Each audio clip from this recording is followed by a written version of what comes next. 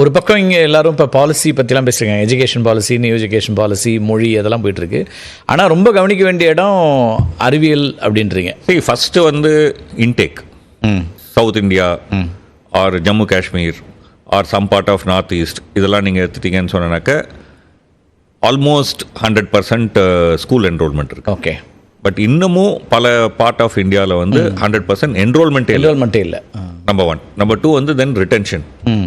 எவ்வளோ பேர் 10வது வரைக்குமாவது அப்படியே படிச்சுட்டு போகிறாங்க. ஆமாம். நீங்கள் கேட்கலாம் அப்படி படிச்சு என்னையா பிரயோஜனம்னு.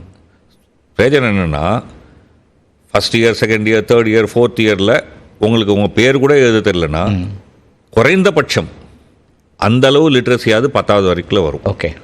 அந்த 10 வருஷத்தில் நீங்கள் வந்து ஒரு செட் ஆஃப் பீப்புளோட இணைஞ்சி ஒர்க் பண்ணதுனால சாஃப்ட் ஸ்கில்ஸ் வரும். இதெல்லாமும் வாழ்க்கைக்கு அவசியம் இல்லை இல்லையா?